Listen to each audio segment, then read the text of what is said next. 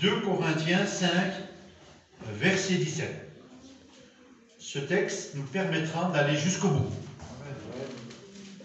Ce texte nous permettra, si nous vivions, si nous l'avons accompli, nous permettra de résister dans les combats difficiles. Regardez ce qu'il nous est dit.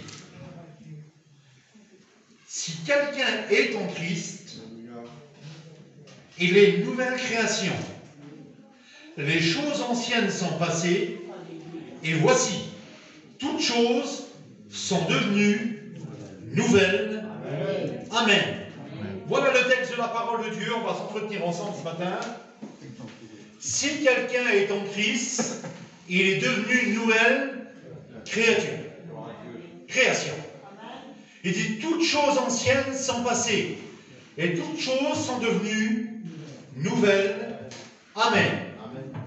Je voudrais qu'on se rappelle un petit peu de notre passé.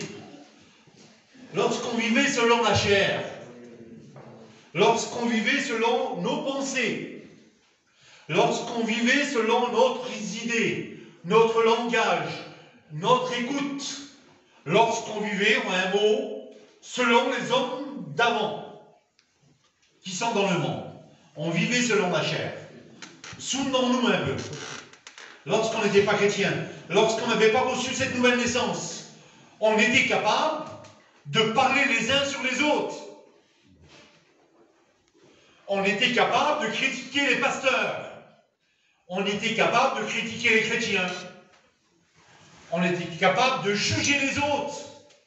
Lorsqu'on était dans notre caravane, et puis en travers les rideaux, et ben on regardait les gens passer, et on était capable de les juger sur un mot, sur une démarche, sur un langage, et puis on prenait parti des choses qui ne regardaient pas. C'est ça, avant. Avant, ça. C'est plus maintenant. Ça, c'était avant. Aujourd'hui, on ne parle plus les uns sur les autres. Aujourd'hui, on ne montre plus du doigt un frère. On ne juge pas non plus une sœur. On ne rentre pas non plus dans les foyers de nos enfants aujourd'hui. On ne veut pas donner des vilains conseils à notre fille pour son foyer. Ça, c'est avant. Toutes choses anciennes sont passées et toutes choses sont devenues nouvelles. Amen. C'est vrai? Amen. C'est comme ça l'évangile. Lorsqu'on a reçu la nouvelle naissance, toutes ces choses que je viens de vous dire, qu'on vivait selon notre intérêt, c'est fini. Maintenant, une route nouvelle nous est ouverte et aujourd'hui nous vivons selon la parole de Dieu. Oui. Selon le conseil de la parole de Dieu. Et aujourd'hui nous vivons avec la grâce de Dieu. Parce que nous avons reçu la nouvelle naissance. Et je voudrais qu'on parle ce matin d'un homme. Je voudrais qu'on prenne un homme ce matin et je voudrais qu'on parle de Moïse. Moïse, il vivait selon la loi de Moïse. Il vivait selon la loi de Dieu. Il avait une loi avec des préceptes et des commandements et il suivait la parole de Dieu. Et je voudrais vous parler de Moïse ce matin. On pourrait dire ce matin que Moïse a reçu cette nouvelle naissance. Même que dans l'Ancien Testament, il n'y avait pas la nouvelle naissance. Il croyait en Dieu, c'était le peuple de Dieu, et il suivait les commandements. Regardez ce qui nous est dit dans la parole de Dieu. Ça se trouve dans Exode. Exode 2, verset 11. En ce temps-là, Moïse, devenu grand, se rendit vers ses frères. Il fut témoin de leurs pénibles travaux. Il vit un Égyptien qui frappait un Hébreu d'entre ses frères. Il regarda d'un côté et de l'autre, voyant qu'il n'y avait personne, il tua l'Égyptien et le cacha dans le sable. Amen. Gloire à Dieu. Une sœur qui ne se sent pas bien, on va prier. Je vois qu'il y a une sœur qui ne se sent pas bien. On va prier. Il a dit que Moïse est là. Et lorsqu'il va voir ses frères, la Bible a dit qu'il va voir un Égyptien qui va se quereller avec un Hébreu. Et là, Moïse va prendre parti. Et lorsque Moïse prend parti, il va prendre l'Égyptien. La Bible nous dit qu'il va tuer l'Égyptien, il va l'enterrer dans le sable. Voilà le fondement de Moïse. Voilà le départ de Moïse. Il ne veut pas faire l'œuvre de Dieu sans que l'Égyptien soit tué. L'Égyptien, c'est la chair. La chair a des désirs contraires à l'esprit. Et Moïse, l'Égypte représente le monde. Et Moïse veut crucifier la chair avec toutes ses passions et tous ses désirs. Et Moïse veut faire le travail dans l'ordre, parce que Moïse est un homme d'ordre. Et nous sommes appelés, parce que nous avons un Dieu d'ordre, nous sommes appelés, chacun d'entre nous, le corps du Christ. Eh bien, dans ma vie, il doit y avoir de l'ordre. Dans ta vie, il doit y avoir de l'ordre. Parce qu'on a un Dieu précieux. On a un Dieu qu'on doit respecter. Et puis, chacun d'entre nous, avant de faire l'œuvre de Dieu, lorsqu'on a reçu cette nouvelle naissance, c'est plus moi qui vis. C'est Christ qui vit en moi. Voilà ce que l'homme de Dieu va dire. Lorsqu'il a reçu sur le chemin de Damas la nouvelle naissance, le Christ qui habite en nous, eh bien je voudrais vous dire, les choses anciennes sont passées et toute chose est devenue nouvelle. Et Moïse, il tue l'Égyptien et il l'enterre. Je vous donne un conseil en tant que pasteur avec les frères qui sont là. Si on ne tue pas l'Égyptien, un jour ou l'autre, il refait surface. Amen. Dans une certaine discussion, dans un certain problème familial, un jour ou l'autre, l'Égyptien prend la place. Le vieil homme prend la place. Il se réveille parce qu'il n'est pas mort. Et bien la Bible nous enseigne à crucifier la chair avec toutes ses passions, afin que ça soit qu'on puisse marcher selon l'esprit, qu'on puisse vivre selon l'esprit, afin de ne pas accomplir les désirs de la chair. Moïse est là, il va partir bientôt de l'Égypte. Et puis Moïse, lorsqu'il est en Égypte, il a ce qu'il faut. Il a de quoi se nourrir. Il a de quoi dormir. Il ne va pas habiter sous une tente. Il va habiter dans un palais. Il va bientôt prendre la place du roi. Son nom est inscrit dans toutes les colonnes de l'Égypte. Son nom est connu. Moïse est reconnu par tout le monde. Mais lui, il ne cherche pas à être connu par le monde. Il ne cherche pas à être reconnu par le monde. Il peut avoir un palais, mais lorsqu'on a reçu la nouvelle naissance, Moïse, l'Égypte, c'est fini pour lui. Il ferme la porte sur l'Égypte, avec les désirs de l'Égypte, avec la convoitise de l'Égypte. C'est fini tout ça. Il ferme la porte. Et Moïse part, et il s'en va dans un désert en direction de Madian.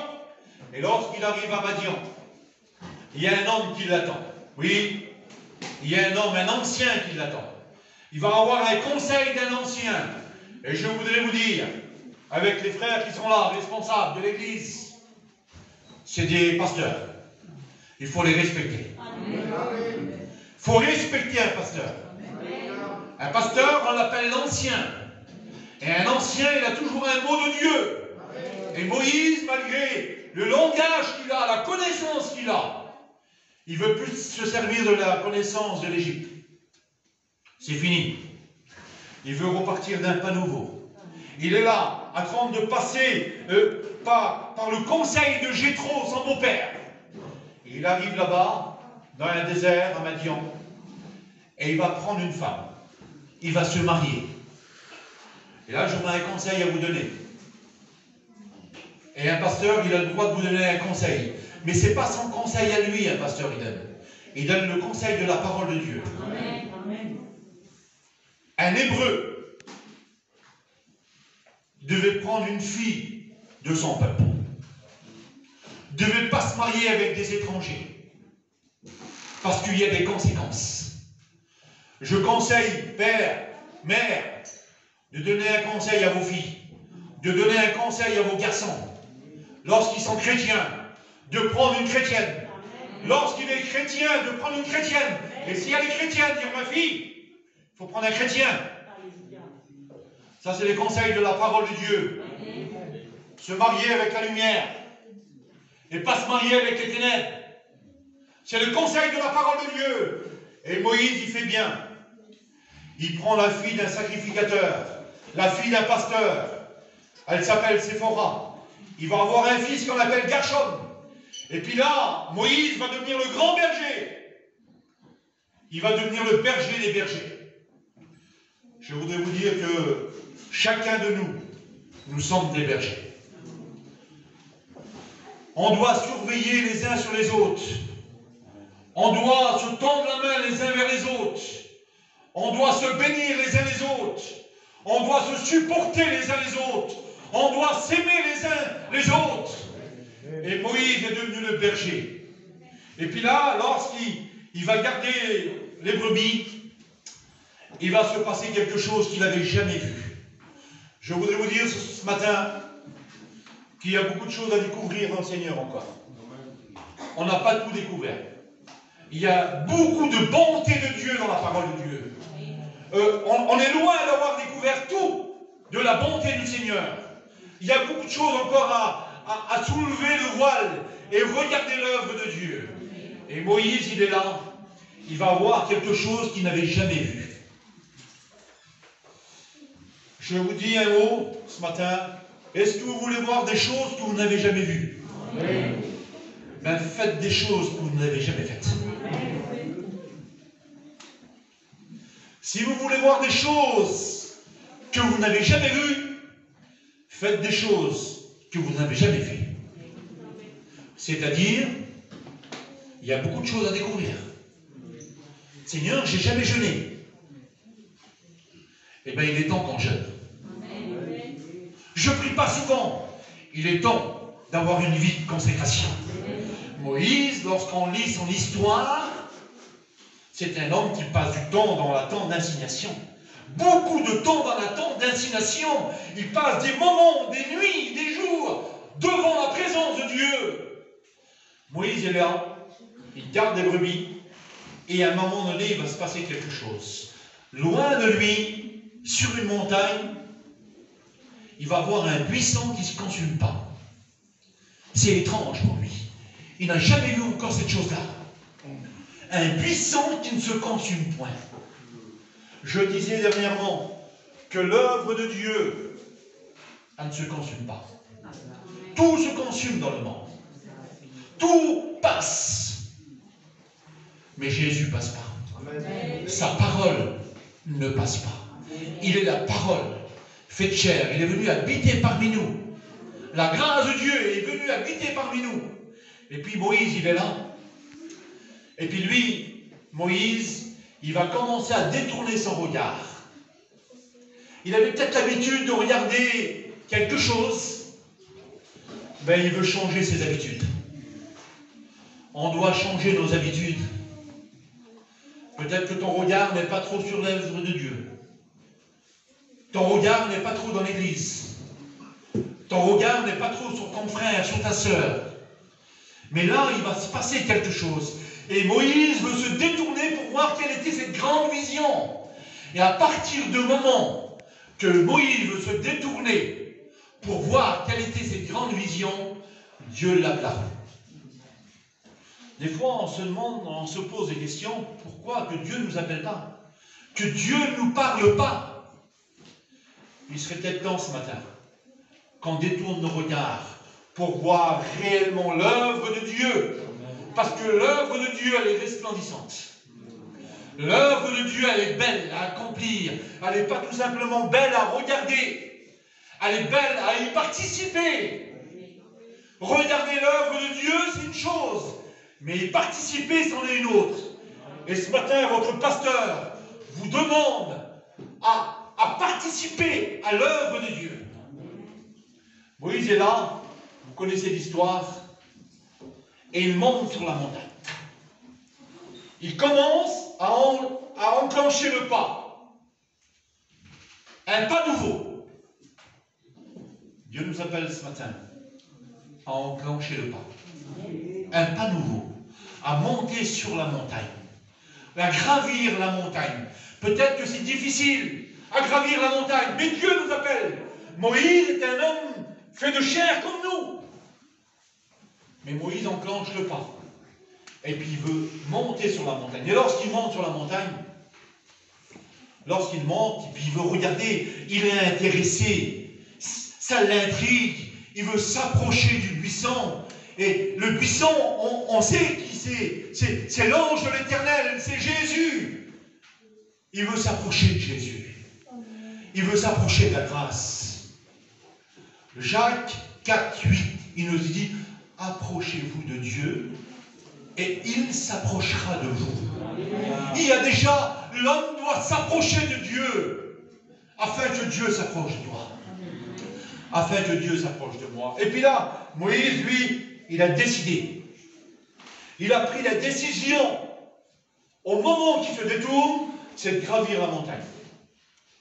C'est de découvrir les choses de Dieu. C'est de faire une expérience avec Dieu. C'est de voir plus près Dieu. Et puis, l'histoire dit qu'il s'approche de Jésus, et lorsqu'il monte sur la montagne, Dieu lui parle.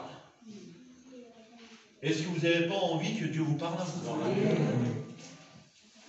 Et il y a un plan pour Moïse. Il y a un plan pour Moïse, parce que dans un pays qu'on appelle Goshen, il y a beaucoup d'esclaves.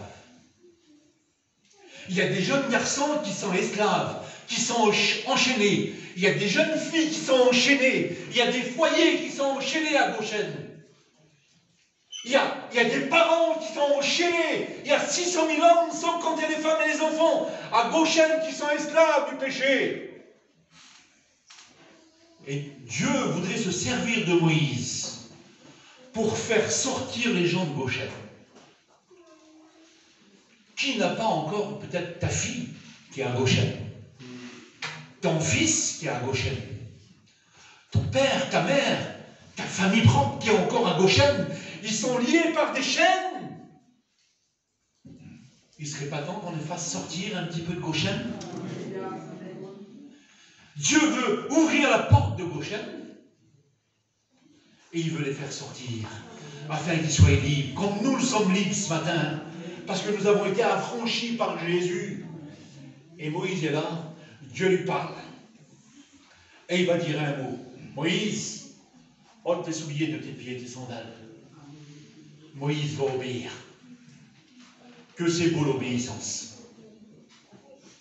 Que c'est beau lorsque Dieu nous parle et qu'on dit oui Seigneur, j'accepte ce que tu vas me dire ce matin. La parole de Dieu vous parle ce matin. La parole de Dieu m'a parlé ce matin. La parole de Dieu est en train de me parler et dit, il faut que tu montes sur la montagne. Il faut que tu demeures sur la montagne. Il faut que tu prennes des forces parce que tu as encore ton fils. Tu as encore ton fils qui est esclave à Goshen. Tu as encore ton fils qui se drogue. Tu as encore ton fils qui rentre à 4h et 5h du matin. Tu as encore ton fils et dit que ça ne va pas dans son foyer. Il est tenu par des chaînes. Je voudrais répondre à Dieu ce matin. Oui, Seigneur. Je veux t'obéir. Vous ne voulez pas obéir à Dieu? Regarde ton fils où qu'il est en ce moment. Regarde le foyer de tes enfants. Est-ce qu'ils sont à côté de toi ce matin? On a peut-être besoin d'entendre que les chaînes tombent ce matin. Savez-vous que ce matin, Dieu veut le faire? Autrement, je ne prêcherai pas si je ne le crois pas. Mais je crois qu'à l'instant même, que les chaînes de ton fils peuvent tomber. Que les chaînes de mon fils peuvent tomber. Que les liens peuvent être brisés. Parce qu'on a un Dieu rempli d'amour. Et on l'appelle la grâce. Et la grâce est parmi nous. Alors on a la famille qui est encore à Goshen. Ils ne sont pas là ce matin. Mais nous, notre désir, notre prière, le matin, lorsqu'on se lève, on dit Seigneur, toi, ma famille qui ne t'appartient pas, qui puisse t'appartenir avant que tu reviennes. C'est notre prière, ça. Et puis la prière, il faut qu'elle soit aussi exaucée. Mais notre prière, il faut qu'elle soit en accord avec ma vie. Si ma vie n'est pas en accord avec ma prière, c'est je dis Seigneur, délivre là-bas. Et que moi je suis encore à Goshen, et je vis selon la chair, j'ai un problème. Alors après, c'est plus mes enfants qui ont besoin. C'est moi qui ai besoin. C'est pour ça que je vous dis ce matin que la parole de Dieu est un miroir dans lequel je me regarde et elle me parle. Dieu parle à Moïse, et lorsqu'il retire les sandales de ses pieds, Dieu va dire, Moïse, qu'y a-t-il dans ta main? Moïse, qu'est-ce qu'il y a dans ta main? Eh bien, j'ai un bâton. Jeune garçon, qu'est-ce que tu as dans ta main? J'ai pas grand-chose. 5 pains et 2 petits poissons. J'ai rien, mais Pierre, qu'as-tu dans ta main? Ben, j'ai un filet. Ah bon? Jette-le du côté droite. Tu verras. Oui, mais j'ai péché, mais sur ma parole. Jette le filet du côté droite. Et lorsque Pierre jette ce qu'il a dans la main, un vieux filet, peut-être pas terrible, mais sur l'ordre de Dieu, sur la parole de Dieu, il donne à Dieu ce qu'il possède dans sa main. Il jette 153 gros poissons qui va sortir de la mer. Ce jeune garçon, j'ai rien, Seigneur, 5 pains, 2 poissons, mais il y a 5000 hommes sans compter les femmes et les enfants. Oui, mais étends ta main vers moi. Je vais multiplier la bénédiction. Je vais donner ta famille à côté là. Ils n'ont pas de pain? Non. Ils n'ont pas la parole de Dieu. Ils n'ont pas reçu Jésus encore? Non. Mais donne ce que tu as, Jésus. Et lui, il va multiplier le pain pour ta famille, pour tes enfants. Mes femmes, qu'as-tu à la maison? J'ai rien, j'ai un petit vase d'huile. J'ai plus rien. J'ai plus rien, j'ai un petit vase d'huile, mais ma vie, c'est fini, moi, là. Le créancier va venir et puis il va prendre mes 2 enfants parce que j'ai plus rien. C'est lorsqu'on n'a plus rien que Dieu agit. Lorsque vous direz dans votre vie, ah, j'ai tout, moi, j'ai tout. Ah bon? Est-ce que vous avez tout en Dieu? Moi, je n'ai pas tout encore en Dieu. J'ai besoin que Dieu me donne. Il y a une église dans l'Apocalypse qui se croyait très très bien. Je me suis enrichi, j'ai besoin de rien. Ne sais-tu pas que tu es pauvre et nu? Elle croyait d'être bien. Et puis, Moïse, qu'as-tu dans ta main? J'ai un bâton. Ah bon, t'as le bâton? C'est quoi le bâton? Vous savez c'est quoi? C'est la parole de Dieu. La parole de Dieu, Moïse, tu vas combattre avec. Mais Seigneur, regarde l'adversité. Regarde, il faut que je retourne à Goshen là-bas, en Égypte. Et puis il y a 600 000 hommes qu'il faut que je délivre, sans compter les femmes, les enfants. Puis j'ai quelqu'un qui, Pharaon, il veut me tuer. Oui, mais Moïse, moi j'ai écouté les cris là-bas. Il y en a qui prient là-bas, qui gémissent à Goshen. Il y a des jeunes garçons qui gémissent. Ils ont mal dans leur cœur, dans leurs entrailles, à cause de la drogue, à cause des chaînes, à cause de l'esclavage. Ils gémissent, ils pleurent tous les jours. Et moi, leur cri est monté jusqu'à moi. Alors Moïse, je vais aller les délivrer. Et ce matin, c'est une parole de foi, je vous dis. Je dis devant la Bible, Jésus veut les délivrer ce matin. Jésus veut délivrer les vôtres. Est-ce que vous croyez ce matin? Moi je crois parce que la Bible m'enseigne, elle me dit que Jésus n'a pas changé. Il demeure toujours le même. Et là, Moïse, tu vas combattre avec un bâton. Le bâton? Oui, mais Seigneur, c'est faible comme arme. Vous voulez remporter des victoires? Agissez toujours selon le conseil de la parole de Dieu. Vous avez des problèmes dans vos foyers, des foyers divisés. N'agissez pas selon votre parole. Agissez toujours selon la parole de Dieu. Combattez selon les règles de la parole de Dieu. Un jour, dans la parole de Dieu, dans 2 Rois 4, 44, je crois, là, il y avait les prophètes qui étaient là. Ils ont voulu ajouter quelque chose à un repas. Il y a un bon repas qui se prépare dehors. Une belle paella. Et là, les prophètes avaient fait quelque chose de beau. Une belle minestrone, une belle soupe. Et là, un des prophètes a été se promener dans un champ. Et là, il a vu quelque chose d'étrange qu'il ne connaissait pas. Ne laissons pas rentrer les choses étranges dans nos vies. Les choses qu'on ne connaît pas. Il y a tellement de choses aujourd'hui sur les réseaux sociaux. Hein, Raphaël? Il y a des fausses doctrines sur les réseaux sociaux. On voit certaines personnes qui parlent en étranger, en Québec, là où on veut. Et puis on écoute. C'est des paroles extraordinaires. Mais il faut y faire attention. Il y a beaucoup de fausses doctrines. Et là, ils avaient pris quelque chose d'étrange. Pardonnez-moi, c'était des légumes, c'était comme des courgettes, si vous voulez. Ils les avaient pris et ils les avaient coupés en morceaux. C'est ça, Raphaël, hein? Ils les avaient coupés en morceaux, puis ils les avaient mis dans le pot, là où ils faisaient la soupe.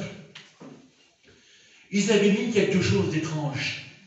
Et un des prophètes dit à un autre prophète, goûte. Et lorsqu'il goûte, vous savez ce qu'il dit? La mort est dans le pot.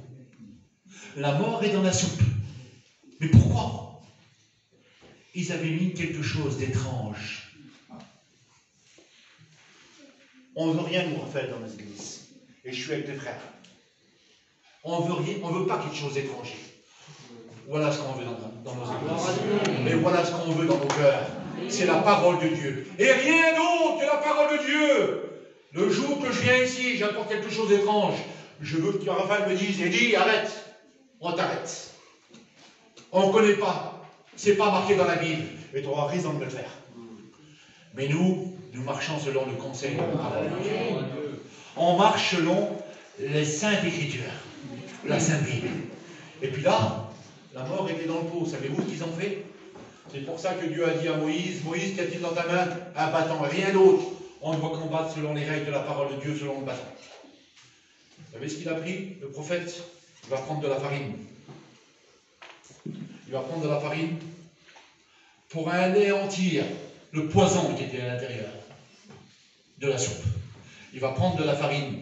Et vous savez que de la farine, c'est symbole de la parole de Dieu. On fait du blé, c'est de la farine, et de la farine, on fait du pain. C'est le pain de la parole. Il prend de la farine, il la met dans le pot. Et tout devient impeccable. Tu redeviens saint.